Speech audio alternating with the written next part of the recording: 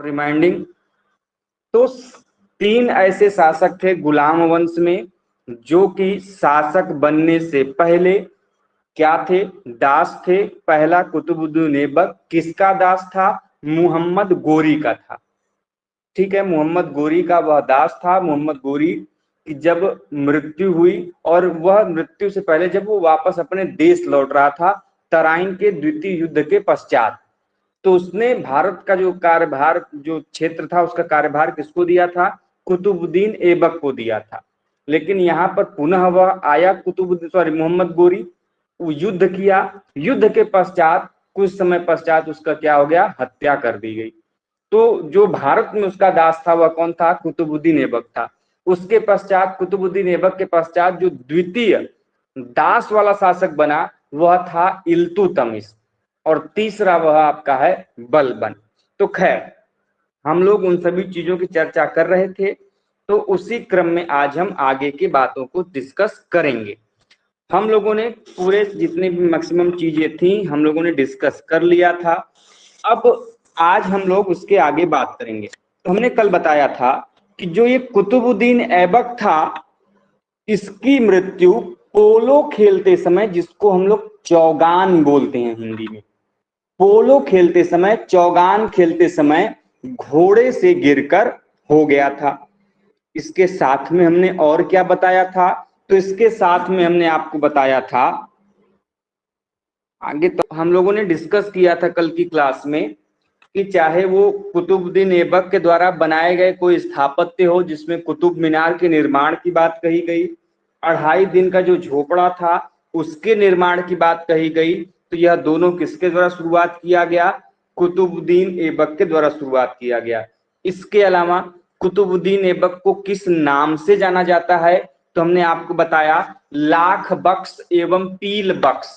पील बख्श क्यों बोलते हैं, क्योंकि इसने हाथियों का दान दिया था। और लाख बख्श क्यों बोलते हैं, क्योंकि इसने लाखों का दान दिया था। इसके अलावा क्या इंपॉर्टेंट चीज है, तो इसने राजधानी कहाँ किसको बनाई, तो इसने राजधानी लाहौर को बनाई थी अपने साम्राज्य की। इसके शासनकाल में बड़ी महत्वपूर्ण घटना घटी थी, नालंदा के विश्वविद्यालय को जला दिया गया था। किसके शासन काल में जलाया गया, कौन वह व्यक्ति था जो जलाया, तो शासन काल पूछेगा तो आपका कुतुबुद्दीन ऐबक हो जाएगा। और यदि प्रश्न पूछेगा कि किसके शासन काल में के अलावा किसने जलाया, यदि व्यक्ति का नाम पूछेगा तब आपका हो जाएगा बख्तियार खिलजी, जो कि किसका सेनापति था, कुतुबुद्दीन ऐबक का सेनापति था। ठीक है, अब देखिए भाई, आपसे कुछ प्रश्न पूछ रहे हैं, बताइए ये जो कुतुब मीनार का निर्माण कराया गया है, इस कुतुब मीनार का निर्माण किस के स्मृति में कराया गया, बताएं। कुतुब मीनार का निर्माण किसके स्मृति में कराया गया है,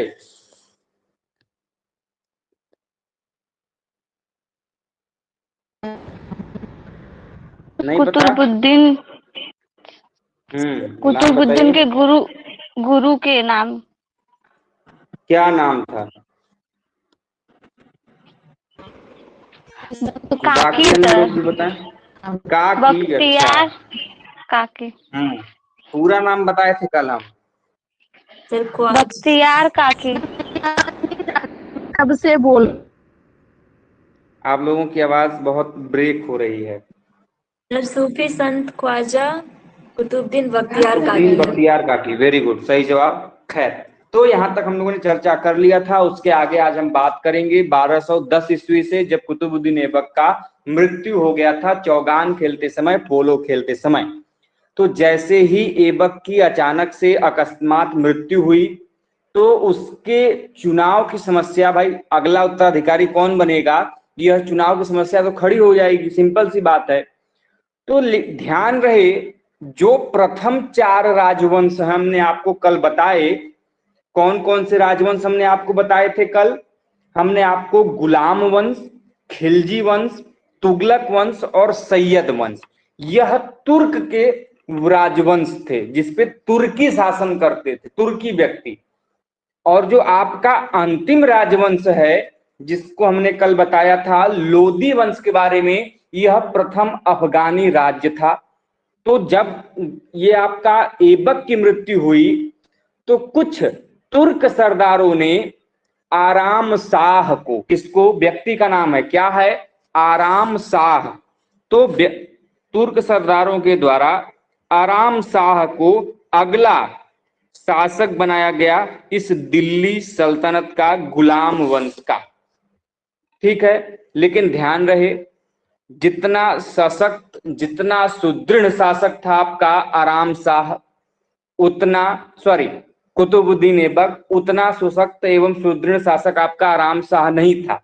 इसके नाम में ही आराम शाह है, ये बहुत आराम करने वाला था, तो आलसी व्यक्ति था, इसको अपने साम्राज्य से लेना देना नहीं था, इसलिए इसके शासनकाल में कोई विशेष चीज नहीं हुई।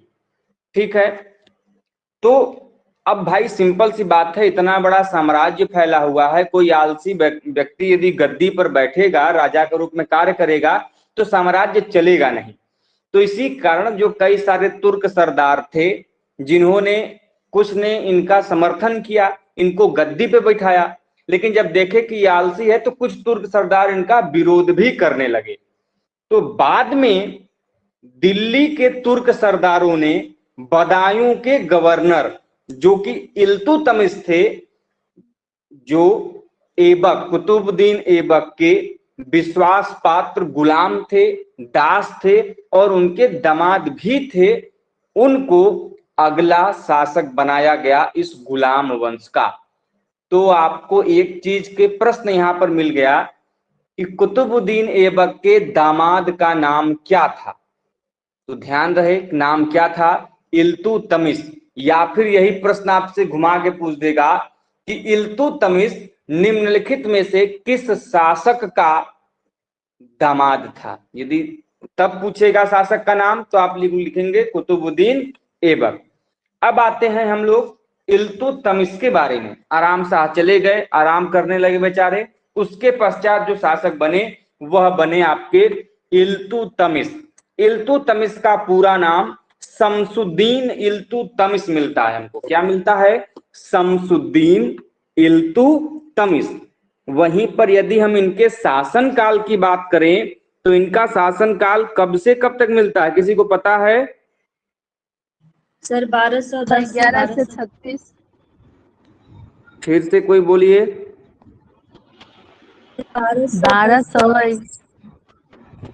1210 से 1236 ईसा के बीच में। ठीक है, 1210 ईस्वी से लेके 1236 ईस्वी के बीच में यह जो शमसुद्दीन इल्तुतमिश हैं इन्होंने शासन किया। अच्छा, इल्तुतमिश का मतलब क्या होता है? जो ये इल्तुतमिश शब्द है इसका मतलब क्या है? इसका मतलब होता है साम्राज्य का स्वामी। ठीक है, अब देखिए इल्तुतमिश ने एक नए वंश की स्थापना की।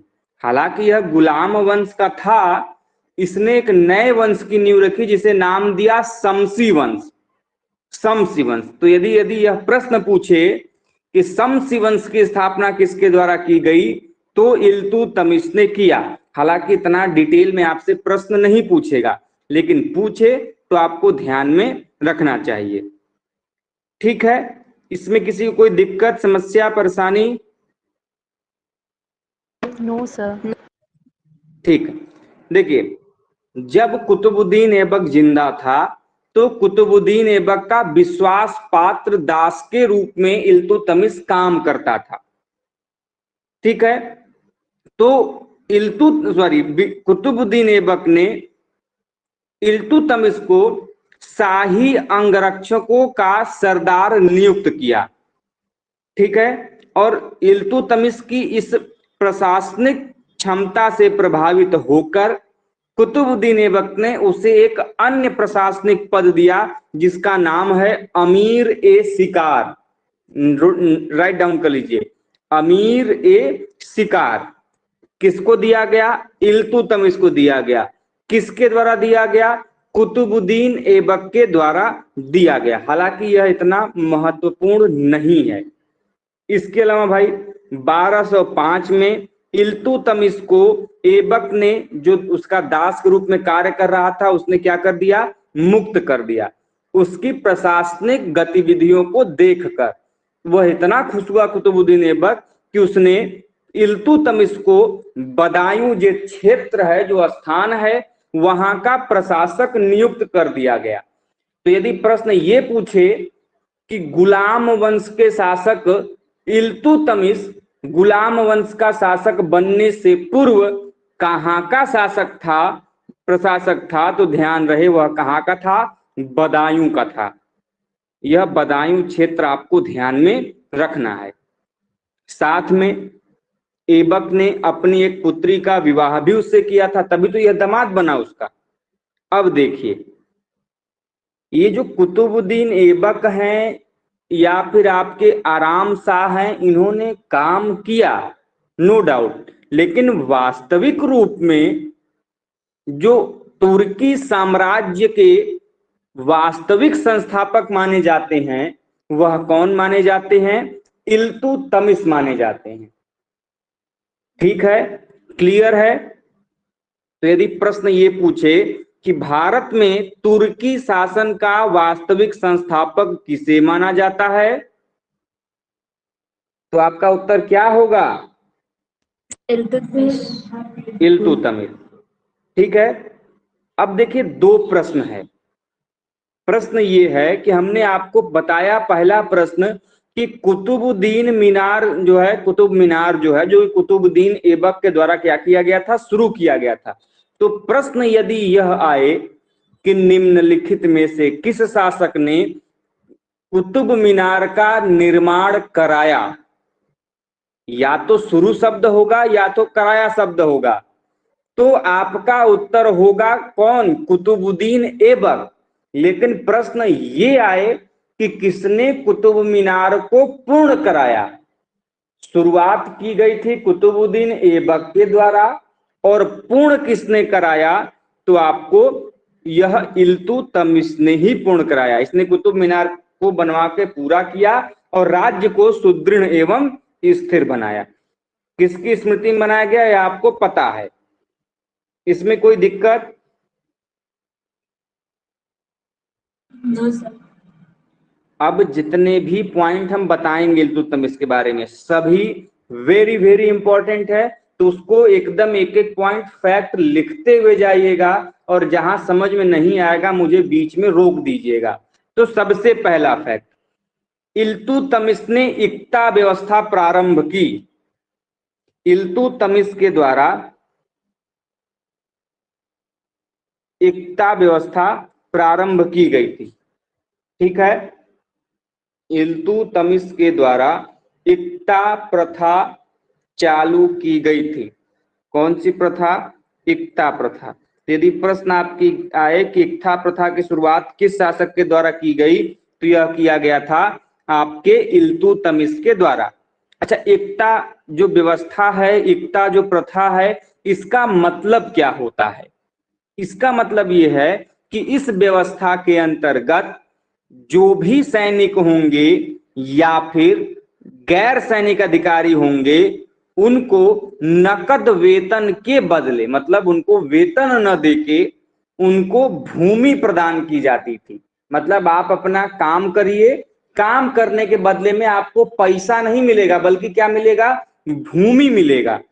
और यही शब्द इसके लिए जो प्रयोग किया गया व्यवस्था में वह क्या कहा गया, इक्ता व्यवस्था। अच्छा, इक्ता पड़ा क्यों, क्या रीजन है कि इक्ता पड़ा, तो जो तुर्की भाषा है, अरबी भाषा है, उसमें इक्ता शब्द का अर्थ होता है भूमि। इसीलिए क्योंकि सैनिकों को वेतन के बदले भूमि दी जाती थी, इसीलिए इस व्यवस्था को इक्ता व्यवस्था हम लोग कहते हैं। यदि हिंदी में बोलेंगे तो क्या बोलेंगे, भूमि व्यवस्था। तो वेतन के बदले भूमि देने का प्रचलन किस व्यवस्था में है, यह भी प्रश्न आ सकता है कि निम्नलिखित में से किस प्रथा में, किस प्रचलन में सैनिक एवं गैर सैनिक अधिकारियों को वेतन के बदले भूमि देने का प्रावधान है। यदि यह प्रश्न बनता है तो आप लोग ध्यान रखेंगे, यह क्या हो जाएगा आपका इक्ता प्रथा में। क्लियर है? Yes sir. यस कोई कंफ्यूजन? आगे बढ़े? Yes sir. ठीक, देखिए अगला पॉइंट क्या है भाई। अब यह व्यवस्था इक्ता है, भूमि को हम लोग इक्ता कह रहे हैं, तो वह व्यक्ति जो काम करने के बदले, वेतन के बदले भूमि को प्राप्त करता था, उस प्राप्त करने वाले व्यक्ति को इक्तादार कहा गया है। क्या कहा गया है? इक्तादार। ठीक है, ध्यान रखिएगा, वह व्यक्ति जो इक्ता को प्राप्त करता था, भूमि को वेतन के रूप में लेता था, उस व्यक्ति को इक्तादार कहते हैं। तो इक्ता क्या है, इक्तादार क्या है, आप लोगों ने समझ लिया, जान लिया? Yes sir. Yes sir. अब देखिए दूसरा पॉइंट इंपॉर्टेंट है, दोनों पॉइंट, पहला पॉइंट इंपॉर्टेंट हो गया, दूसरा इंपॉर्टेंट पॉइंट क्या है कि इल्तुतमिश ने दो प्रकार के सिक्के चलाए, जिसमें चांदी के सिक्के को टका कहा गया, चांदी का सिक्का बराबर टका कहा गया। दूसरा, तांबे के सिक्के को जीतल कहा गया। दोनों मैचिंग लिखिएगा, गलत मत लीजिएगा, पता चले हम चांदी के सिक्के को जीतल आप लोग लिख दें और तांबे के सिक्के को टका लिख दें, तो प्रश्न मैचिंग के लिए भी आ सकता है। प्रश्न ये भी पूछ सकता है कि किस शासक ने टका एवं जीतल नामक मुद्राएं चलाई, या फिर टका एवं जीतल का प्रचलन किसके शासनकाल में हुआ। यदि यह प्रश्न आएगा तो सीधा आप लोग इल्तुतमिश बोलोगे, लेकिन मैचिंग के लिए देगा तब आप लोग गड़बड़ करके चले आओगे। तो जो टका है वह चांदी के सिक्के हैं और जो जीतल है वह किसके हैं, तांबे के हैं। और इसी के शासनकाल में, इल्तुतमिश के ही शासनकाल में दिल्ली में टकसाल की स्थापना की गई। टकसाल क्या होता है? जहां पर मुद्राओं को बनाया जाता है, मुद्राओं का जहां अंकन होता है, निर्माण होता है, वह कहे जाते हैं आपके टकसाल। तो इल्तुतमिश के शासनकाल में टकसाल कहां स्थापित कराया गया था? नई दिल्ली में। ठीक है, दिल्ली जो उस समय का क्षेत्र था वहां पे। और इल्तुतमिश के शासनकाल में चांदी के सिक्के को क्या कहते थे? टका कहते थे। तांबे के सिक्के को जीतल कहते थे। क्लियर है? बताइए। Yes sir. अब देखिए, पहली बार इल्तुतमिश के शासनकाल में पूरे भारत में यह पहली बार हुआ कि जब टकों पर अर्थात चांदी के सिक्कों पर टकसाल का नाम लिखने की परंपरा भारत में प्रचलन में आई। तो आपसे यह प्रश्न बन सकता है कि टकों पर टकसाल का नाम लिखने की परंपरा भारत में प्रचलित करने का श्रेय किसे जाता है? बताइए आप लोग उत्तर। इल्तुतमिश। इल्तुतमिश को। इसके अलावा क्या पॉइंट है? तो इल्तुतमिश के सिक्कों पर हमको भगवान शिव की व नंदी की व चौहान घुड़सवार अंकित होते थे। तो ये भी आपको जानना चाहिए। क्लियर है?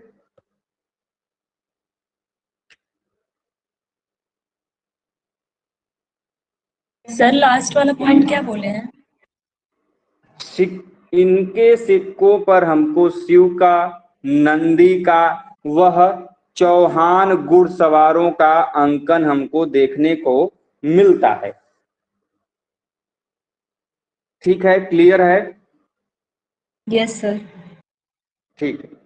अच्छा, इसके अलावा क्या है भाई, बड़ा इंपॉर्टेंट सा फैक्ट है, आप लोगों को जानना चाहिए कि यह जो शासक था इल्तुतमिश, यह दिल्ली का पहला ऐसा शासक था जिसने सुल्तान की उपाधि धारण की थी और स्वतंत्र सल्तनत को स्थापित किया था।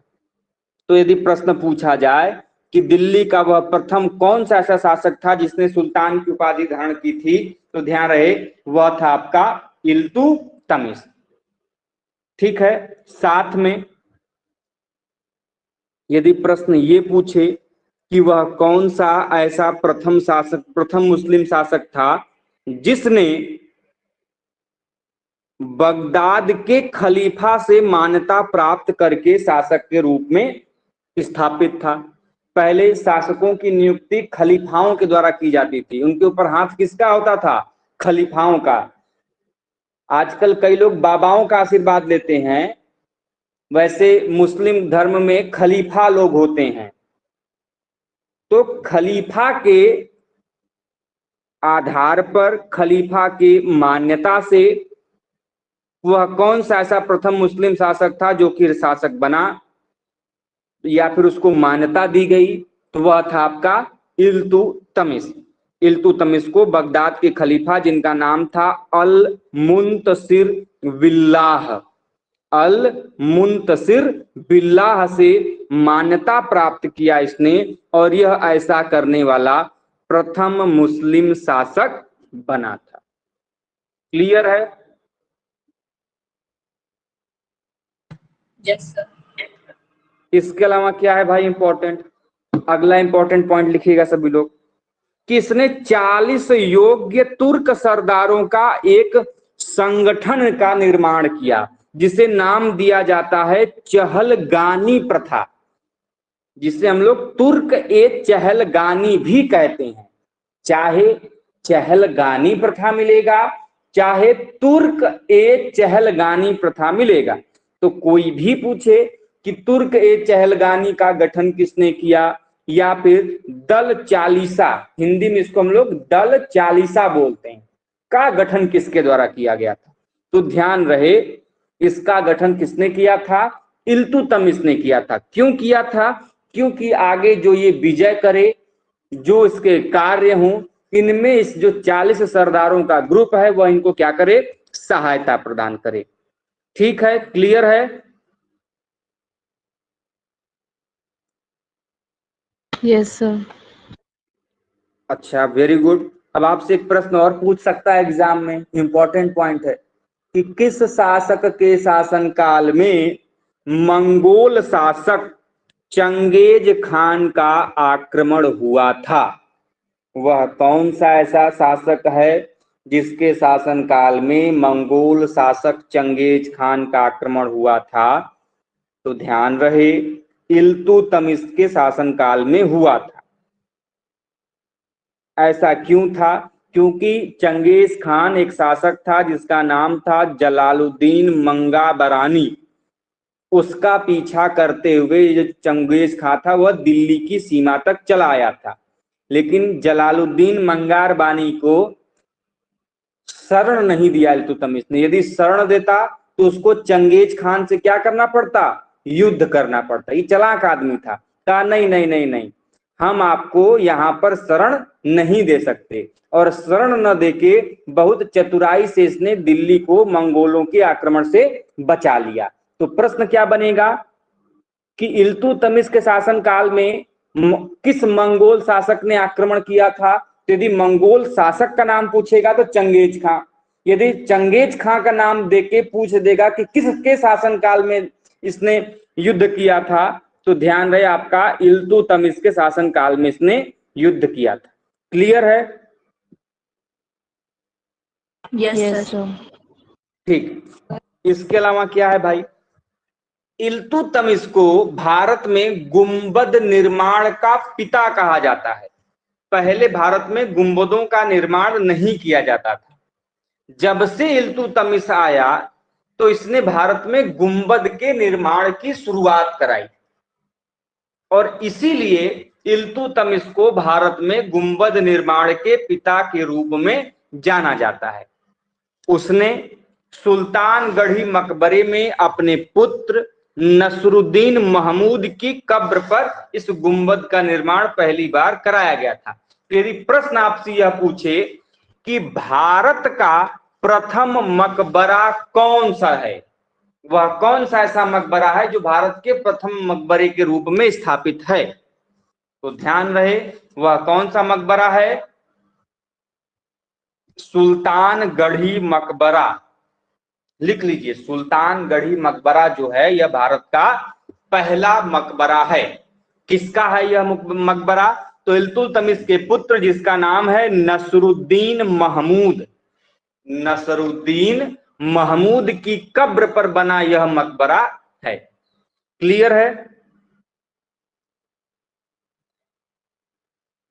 Yes sir. यदि प्रश्न यह पूछे कि भारत के प्रथम मकबरे को स्थापित करने का श्रेय किसे जाता है,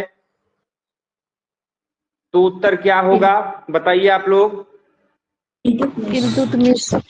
इल्तुतमिश। यदि प्रश्न पूछे कि भारत के प्रथम मकबरे का नाम क्या था, तब बताइए उत्तर? सुल्तानगढ़ी मकबरा। सुल्तानगढ़ी मकबरा। सुल्तानगढ़ी मकबरा है किसका? इल्तुतमिश के पुत्र नसरुद्दीन महमूद का। वेरी गुड, सही जवाब। अब देखिए, इल्तुतमिश ने मुहम्मद गोरी के नाम पर एक मदरसे का निर्माण कराया, जिसे नाम दिया मदरसा ए मुइज्जी। मदरसा ए मुइज्जी।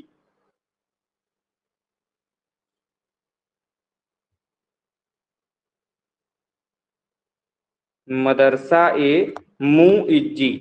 यदि प्रश्न पूछे कि मदरसा ए मुइज्जी का निर्माण किसने कराया? इल्तुतमिश ने कराया। किसके लिए कराया, किसके स्मृति में कराया? तो ध्यान रहे, मोहम्मद गोरी के स्मृति में कराया गया है। क्लियर है? एक बार और बोल दीजिए। मदरसा ए मुइज्जी का निर्माण किसने कराया? इल्तुतमिश ने कराया। किसके स्मृति में कराया? मोहम्मद गोरी के स्मृति में कराया। यदि पूछेगा कि यह स्थित कहां पर है, किस जगह है, तो ध्यान रहे इसका निर्माण कहां हुआ है? दिल्ली में हुआ है। क्लियर है? Yes sir. अब देखिए भाई, बड़ा इंपॉर्टेंट प्रश्न है। कुतुबुद्दीन ऐबक ने जब इस साम्राज्य का निर्माण किया तो उसने राजधानी किसको बनाई थी? लाहौर को बनाई थी। लेकिन यह पहला ऐसा शासक था जिसने दिल्ली को राजधानी बनाई थी। यदि प्रश्न पूछे कि वह प्रथम कौन सा ऐसा सुल्तान था जिसने दिल्ली को राजधानी के रूप में स्थापित किया था, तो ध्यान रहे वह आपका इल्तुतमिश है। क्लियर है? Yes sir. ठीक है। इल्तुतमिश बड़ा न्यायप्रिय शासक था, अर्थात ये न्याय देने में बड़ा माहिर व्यक्ति था। तो इसके शासनकाल में जो भी व्यक्ति जिनको न्याय चाहिए होता था, ऐसी मान्यता है। और इब्न बतूता जो कि अरबी यात्री हैं, इनका कहना है कि इसके शासनकाल में जो भी व्यक्ति न्याय चाहते थे, वो व्यक्ति कौन सा वस्त्र धारण करते थे? लाल वस्त्र धारण करते थे। खैर, इतना डिटेल में आपको नहीं जाना है, फिर भी जान लीजिए। ठीक है। और इसके मृत्यु की बात करें तो इसकी मृत्यु 30 अप्रैल 1236 को हुई थी। इसके अलावा कुछ एक पॉइंट जो आपको, बोलिए सर, कौन लाल वस्त्र धारण करते थे?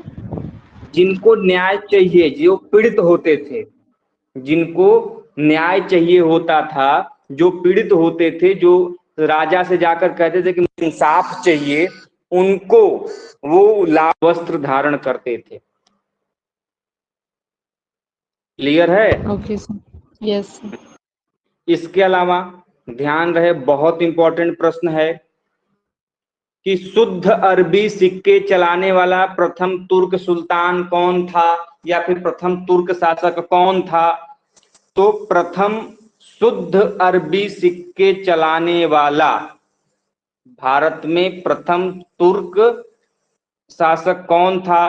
तो आपका कौन था? वह इल्तुतमिश था। तो प्रश्न कैसे पूछेगा कि भारत में शुद्ध अरबी सिक्के चलाने वाले प्रथम तुर्क शासक का नाम क्या है? तो आप उत्तर क्या देंगे? आपका सही उत्तर होगा इल्तुतमिश।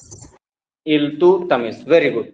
अब देखिए, एक और पॉइंट आपको ध्यान में रखना है कि इल्तुतमिश प्रथम ऐसा शासक था भारत का जिसने रणथंबोर को जीता था। बड़ा फेमस प्लेस है रणथंबोर, जो कि इसके पहले किसी शासक के द्वारा विजित नहीं था, लेकिन इल्तुतमिश ने अपने शासनकाल में पहली बार रणथंबोर को जीता था। तो यदि प्रश्न आपसे पूछा जाएगा कि रणथंबोर जीतने वाले प्रथम मुस्लिम शासक का नाम बताइए, तो आपका उत्तर क्या होगा? इल्तुतमिश होगा। क्लियर है?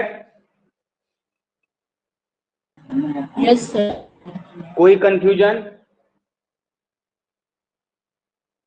No sir. No sir. ठीक है। इसके अलावा आपको देखिए, इसके अलावा कई सारे शासक हैं इस राजवंश में। इसके अलावा कई सारे शासक हैं, जिसे इसके बाद आएंगे आपके रुकनुद्दीन फिरोज शाह, तो ये इतने इंपॉर्टेंट नहीं है। उसके बाद रजिया सुल्तान है, जो आपको हम डिटेल में पढ़ाएंगे। उसके बाद बहराम शाह हैं, इतना भी इंपॉर्टेंट नहीं है।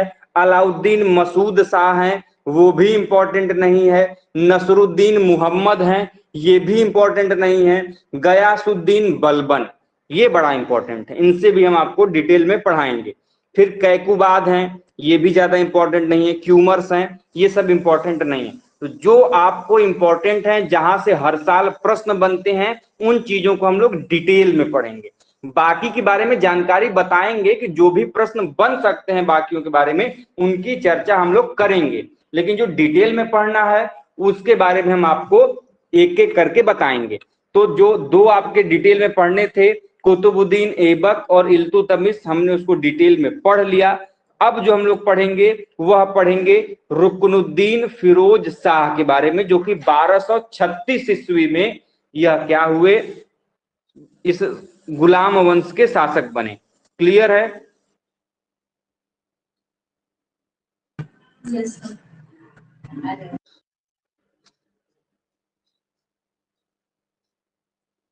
किसी का कोई प्रश्न है, कुछ पूछना है तो बता दीजिए भैया। नहीं है कुछ प्रश्न? सर सर, ये चंगेज खान जो आक्रमण किया था वो कौन से ईस्वी में किया था? चंगेज खान 1221 में।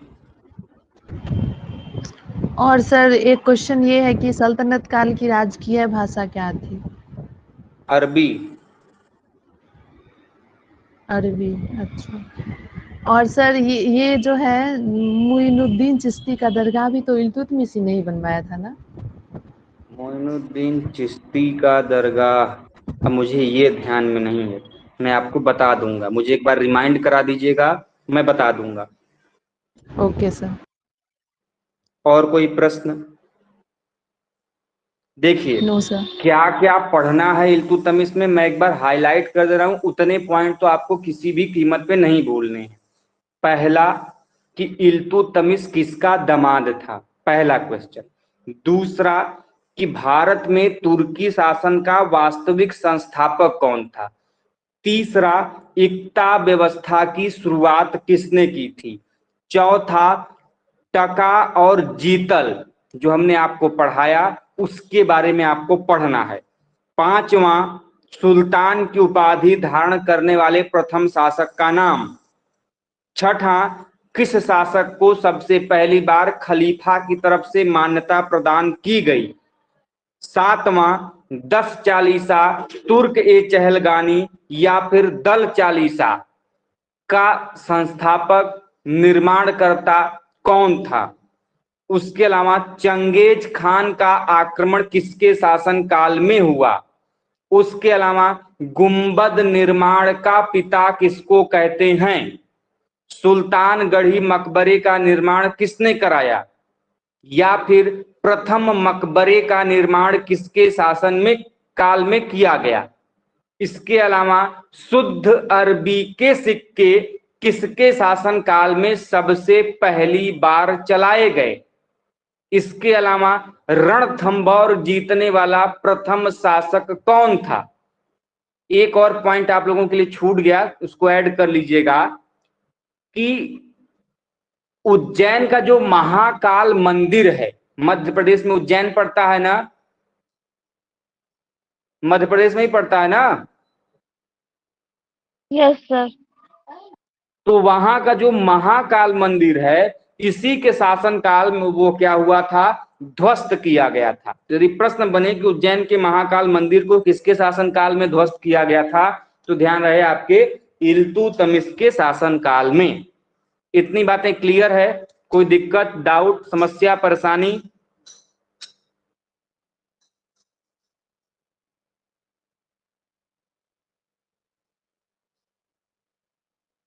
बताइए, किसी को कुछ No, पूछना है? ठीक है, तो इल्तुतमिश की मृत्यु होगी। इल्तुतमिश ने मृत्यु के पूर्व अपना राज्य अपनी पुत्री रजिया को सौंपने की इच्छा व्यक्त की थी। हालांकि उसका एक बड़ा पुत्र था, ठीक है, लेकिन उसके स्थान पर यह क्या चाहा आपके इल्तुतमिश ने कि उसकी जो पुत्री है रजिया वह बने। लेकिन ध्यान रहे कि उसका जो योग्य और बड़ा पुत्र लखनौती का शासक जो था नसरुद्दीन महमूद, उसकी मृत्यु हो गई थी। हमने बताया था ना कि इल्तुतमिश ने अपने पुत्र नसरुद्दीन महमूद की मकबरे का निर्माण कराया था जो कि योग्य था, लेकिन उसके शासन काल में ही उसकी मृत्यु हो गई। तो उसका एक छोटा पुत्र बचा और एक उसकी पुत्री बची रजिया सुल्तान। तो इन दोनों में से छोटे पुत्र और रजिया सुल्तान में से वह चाहता था कि रजिया सुल्तान क्या हो, आपकी शासक बने। लेकिन जो छोटा पुत्र था जिसका नाम था रुकनुद्दीन फिरोज शाह, जो अभी हम आपको बता रहे हैं, यह दुर्बल व्यक्ति था, एक अक्षम शासक था, मतलब इसमें शासक के गुण नहीं थे। लेकिन फिर भी दुर्भाग्यवश कह लें कि इल्तुतमिश की यह जो इच्छा थी कि रजिया सुल्तान शासक बने वह पूर्ण नहीं हो सकी, क्योंकि तुर्क अमीर या फिर तुर्क जो व्यक्ति थे, शासक थे, वह एक स्त्री को राज्यकर्ता देखना वह अपने आप को अपमान मानते थे। इसीलिए अनेक तुर्कों अमीरों ने फिरोज शाह की माताओं को कहकर उनसे षड्यंत्र करके इस फिरोज शाह को क्या किया, अंतिम में शासक बना ही दिया। लेकिन यह लंबे समय तक शासन नहीं कर पाया, क्योंकि भाई फिरोज शाह अपने भोग विलास में रहता था, वो अपने में मगन रहता था। राज्य क्या है, उसकी स्थिति क्या है, उसके बारे में उसको चिंता नहीं थी, तो ये अपने में मगन रहता था। इसीलिए कुछ समय पश्चात जो इसकी रजिया सुल्तान थी, रजिया आप लोग जानते हो रजिया सुल्तान के बारे में, ये बड़ी तेज तर्रार लड़की थी, महिला थी, शासक थी, बहुत तेज तर्रार थी। तो इसने, अब आपको पता ही है कि इल्तुतमिश के शासन काल से जो व्यक्ति लाल वस्त्र धारण करता है वो न्याय की मांग करता है। तो इसने अपने छोटे भाई के शासन काल में लाल वस्त्र पहनकर न्याय की मांग की, और वहां पर जनता के समक्ष उसने जो भी इसके द्वारा जो अत्याचार हो रहे थे, राज्य में जो फैली अव्यवस्था थी, उसका वर्णन किया और आश्वासन दिया कि यदि वह शासक बनेगी तो यह जो अव्यवस्था फैली हुई है, शांति और सुव्यवस्था में यह स्थापित हो जाएगी। तो इसी प्रकार कुछ समय पश्चात आप देखोगे तो उसके जो भाई हैं उसकी हत्या कर दी जाती है कुछ समय पश्चात, और इसकी भाई की हत्या के पश्चात जो रजिया सुल्तान है 1236 में ही यह क्या हो जाती है, उस राजवंश की अगली शासक के रूप में हमको दिखाई देती है। तो ये जो महोदय थे आपके फिरोज शाह, रुकनुद्दीन फिरोज शाह, ये केवल 1 साल से कम के लिए ही क्या हुए, शासक बने।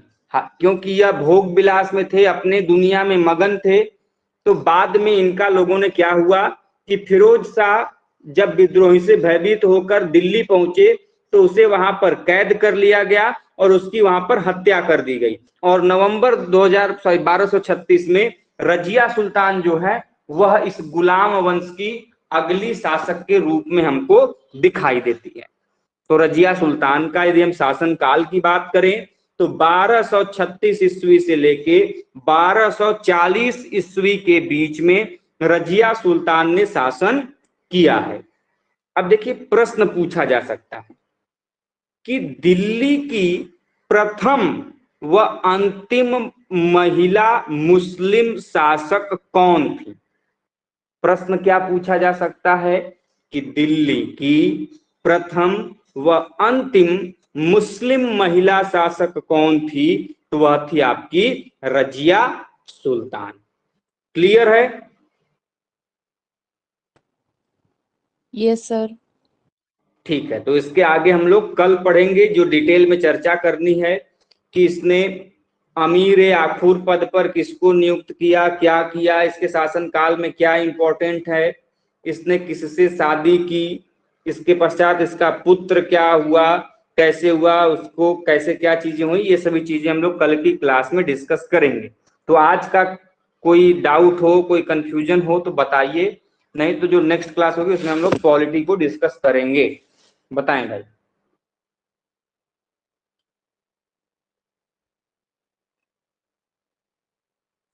किसी को कुछ पूछना है? समाप्त करें? Yes sir. चलिए, तो अभी के लिए इतना ही, मिलते हैं नेक्स्ट क्लास में। समय बता दिया जाएगा आप लोगों को। आप लोगों की 7 बजे से कोई क्लास है? No sir. जो भी होगा हमें बता दीजिएगा। जैसा भी होगा हम आप लोगों को समय बता देंगे, सभी लोग समय से जुड़ जाएंगे। तो पॉलिटी की क्लास में आज यथासंभव आप लोगों का जो हाई सुप्रीम कोर्ट है यह समाप्त करने की कोशिश रहेगी। तो मिलते हैं पॉलिटी क्लास में, तब तक आप लोग एंजॉय करिए। Thank you sir.